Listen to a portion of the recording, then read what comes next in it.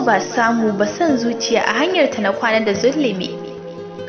Na afkawa tarkon so wanda yayi burum-burum yasa na afkawa rami. O ni Jalila yanzu ya zan yi da son maso wani bami. Ya kasance min masoyi sannan matsayinsa abu na malami. Ni kam nakan kira shi da nawan, shi kam yakan kira ni da suna momi. A hakan ya yaudare ni ya kasance min fasihi sannan kuma azzalimi. Ya azabtar da ni a so a lokacin da na bashi matsayi na muhimmi. Amma duk hakan bai sa ya tausaya min ba har sai da ya sa ni gumi.